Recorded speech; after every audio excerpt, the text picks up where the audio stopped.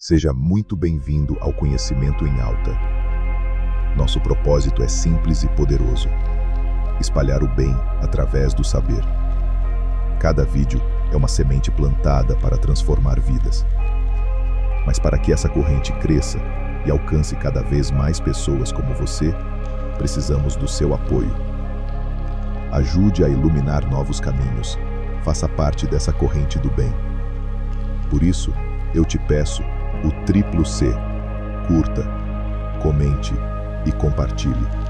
E claro, se inscreva no canal para seguir junto nessa jornada, porque aqui o conhecimento está em alta, e com você ele vai ainda mais longe. Lembre-se, quando você faz isso, não é só um clique, é um gesto de amor, um ato de generosidade que faz o conhecimento se espalhar de coração em coração. E se eu te dissesse que há uns 2.500 anos, lá na Grécia Antiga, o pessoal já explorava umas coisas bem parecidas com, sei lá, projeção astral. Buscavam de propósito mesmo essa coisa de separar a consciência do corpo.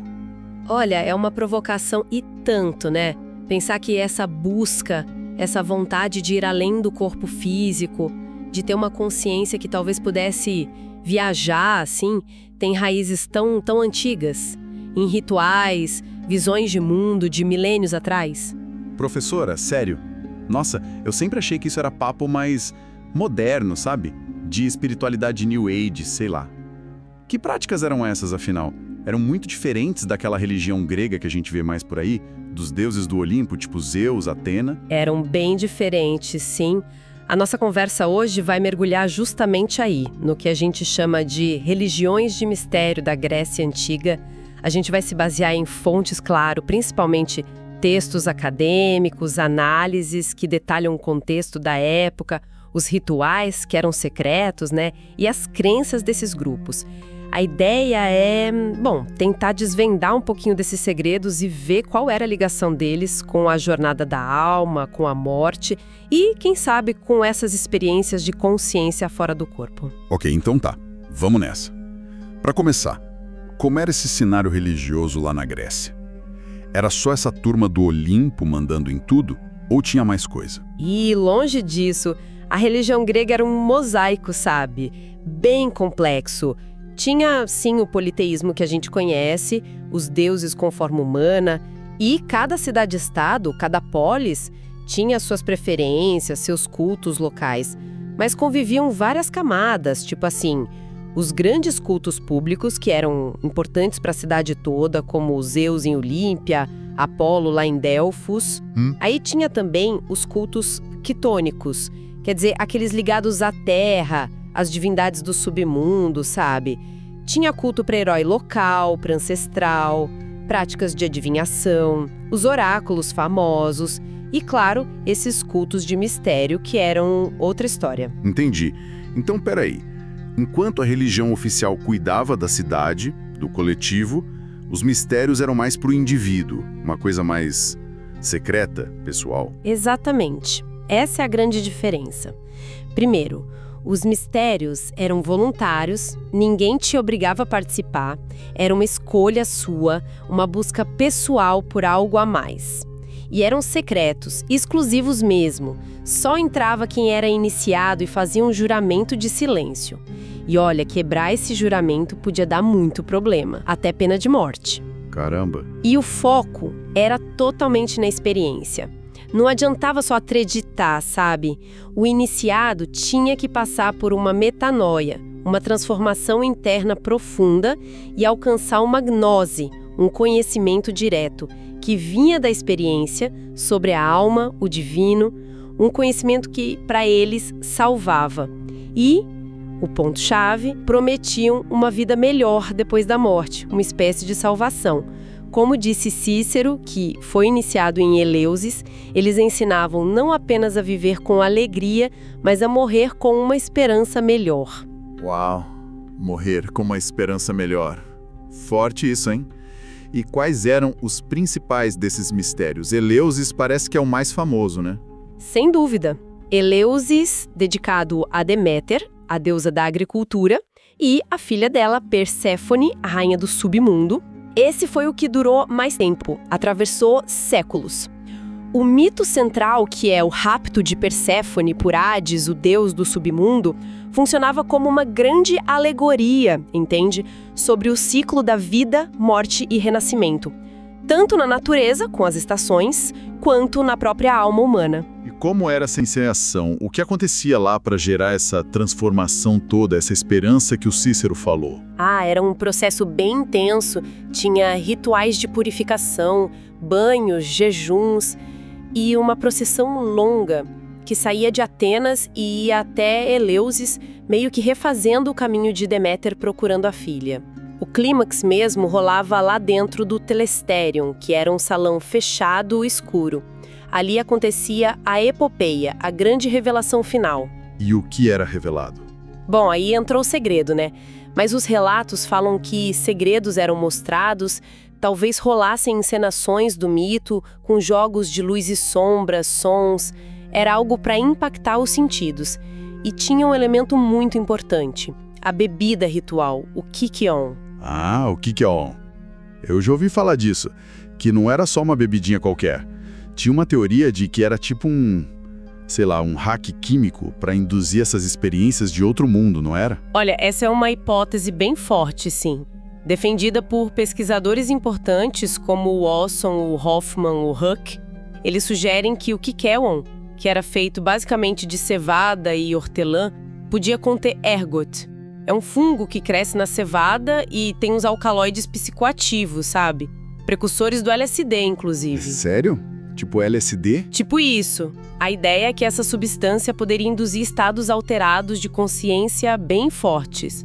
Visões intensas, talvez até uma simulação de viagem ao mundo dos mortos. Os relatos antigos de quem passou pela iniciação falam disso. Visões de luz ofuscante, um medo profundo seguido de um êxtase. E uma compreensão súbita, visceral, do ciclo vida-morte. A experiência toda parecia mirar nisso, eliminar o medo da morte, fazendo a pessoa vivenciar, de alguma forma, o além. Que coisa impressionante usar uma substância para catalisar uma experiência espiritual tão funda. E fora Eleusis, que era enorme, quais outros mistérios mexiam com essa questão da alma? Tinha o orfismo, que era ligado à figura lendária de Orfeu, né? O poeta que desceu a Hades para buscar a amada e conseguiu voltar. A visão deles era bem dualista. A alma, a psique, era divina, imortal, uma faísca divina mesmo, mas ela estava presa no corpo, o soma, que eles viam quase como uma tumba. Daí aquela frase famosa, soma sema, o corpo é um túmulo. Nossa, uma tumba. Que visão meio pesada do corpo, né? E como eles achavam que dava para libertar a alma dessa prisão? Através da catarse, da purificação. Isso envolvia um monte de coisa, rituais específicos, um estilo de vida ascético. O vegetarianismo era comum entre eles, por exemplo, para não se contaminar com a morte animal. Usavam também a teurgia, que eram rituais para interagir com os deuses, para se conectar com o divino, e a música. Os hinos órficos, certas melodias, eram vistos como tecnologias espirituais mesmo, para alterar a consciência, para elevar a alma. E tem aquelas coisas fascinantes que acharam em túmulos órficos, as lâminas de ouro. Lâminas de ouro com instruções? Peraí, isso soa quase como um mapa para o pós-vida? Um manual prático para a alma não se perder depois da morte? Exatamente isso. Que achado incrível, né? Eram pequenas folhas de ouro, bem fininhas, enterradas com os iniciados, e nelas vinham inscrições detalhadas, instruções mesmo, qual caminho pegar lá no submundo, que fonte beber, tinha que evitar o rio do esquecimento e beber da fonte da memória para não perder a identidade divina, e até as senhas, as palavras certas para dizer para os guardiões do além e provar que você era uma alma iniciada que merecia um destino melhor. Um verdadeiro roteiro para a alma navegar no além. Cara, que coisa muito louca e prática ao mesmo tempo. Mas isso parece o oposto total do culto de Dionísio, né? Que eu sempre imagino como, o deus da festa, do vinho, do descontrole. Tinha a ver com a alma também? Tinha, mas por um caminho completamente diferente. Se o orfismo buscava a elevação pelo controle, pela purificação, pela disciplina, o culto a Dióniso ou Baco para os romanos buscava o êxtase justamente na dissolução dos limites, no descontrole ritualístico. Dióniso era o deus do vinho, sim, mas também do teatro, da fertilidade, daquela força vital meio selvagem, irracional que existe em nós. Os rituais dele, as famosas bacanais, ou órgia, no termo grego, envolviam danças frenéticas, música com muita percussão, flautas, tambores, um ritmo que levava ao transe. E, claro, muito vinho. Talvez até outras substâncias, quem sabe. E qual era o objetivo disso tudo? Desse caos organizado, digamos assim? Onde a alma entrava aí? O objetivo era chegar no entusiasmos. Essa palavra significa literalmente ter um Deus dentro de si. A ideia era que nesse transe coletivo, nesse êxtase, a alma do participante se libertava temporariamente das amarras do corpo, da razão, do ego. Ela meio que se fundia com a energia divina do próprio Dionísio. Era uma liberação total, uma fuga da identidade individual, um vislumbre de união com o divino. E nos relatos falavam de sentir uma força sobre-humana, de ter visões. Era uma outra forma mais explosiva, coletiva, de sentir a alma para além dos limites do corpo. Intenso mesmo. E tinha mais algum mistério importante nessa linha de proteger ou guiar a alma? Ah, sim, vale mencionar rapidinho os mistérios de Samotrácia. Ficavam numa ilha lá no mar Egeu. Eram dedicados aos grandes deuses, os cabiros.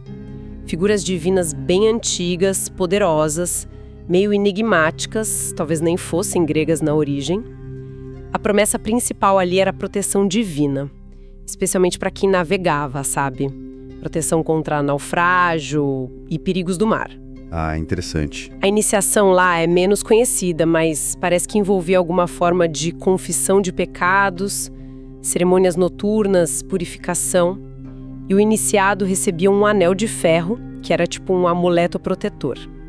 Acredita-se que o ritual simulava uma morte e um renascimento sob a proteção desses grandes deuses. A ideia era que a alma do iniciado seria guiada e protegida na jornada pós-morte, como se tivesse um salvo-conduto divino para navegar pelos planos astrais. Fica bem claro que essa jornada da alma era o centro de tudo para eles, né? Mas como exatamente os gregos antigos viam essa alma, essa psique, que podia ter essas experiências todas? Boa pergunta. A psique, esse termo grego, psique, era bem mais que só o nosso conceito de alma ou sopro de vida. Era o princípio da consciência mesmo, a sede da percepção, da identidade. E eles acreditavam sim que ela podia se separar do corpo físico, o soma, em certos estados, tipo no sono profundo, no transe ou, claro, na morte. E o mais importante, ela manteria a percepção mesmo separada. Ah, tipo nos sonhos. Os oneiro, para muitos gregos, não eram só fantasias da mente. Eram vistos como viagens reais da psé. O próprio Homero, lá na Odisseia, fala dos 2 portões dos sonhos. O de marfim, de onde vêm os sonhos enganosos, e o de chifre, por onde passam os sonhos verdadeiros, que seriam mensagens ou vislumbres dessas viagens da alma. A oniromancia, a arte de interpretar sonhos, era basicamente decifrar as mensagens trazidas nessas viagens noturnas da consciência. E a filosofia? Imagino que os filósofos pegaram essas ideias e desenvolveram, né? Platão falou disso. E como falou, Platão foi fundamental para dar uma forma mais conceitual para tudo isso.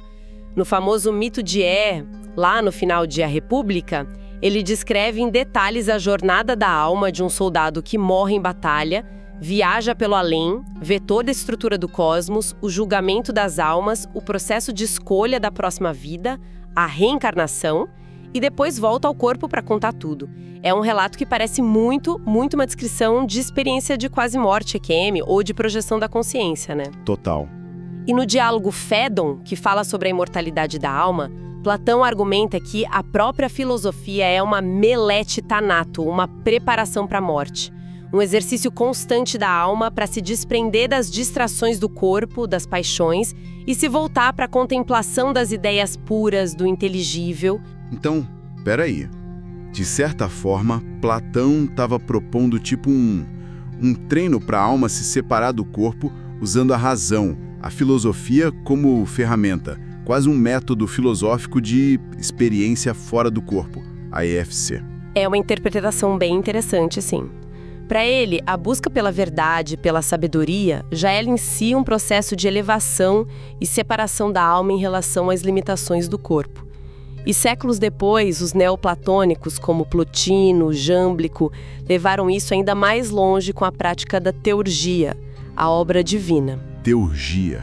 O que era isso? Eram práticas rituais e meditativas bem complexas que combinavam filosofia, invocação, visualização. O objetivo era elevar a alma conscientemente, degrau por degrau, através das esferas cósmicas, para buscar a união mística com o Uno, a fonte divina de tudo. E isso já se aproxima muito do que a gente entenderia hoje como uma projeção astral voluntária, controlada, com um propósito espiritual bem definido. Falando nesses estados alterados, nessas conexões com o divino, como que os oráculos entram nessa história? A Pythia de Delfos, por exemplo, que ficava lá naquele transe, parecia estar em outro mundo, né? Com certeza, os oráculos eram pontos de contato cruciais entre o humano e o divino.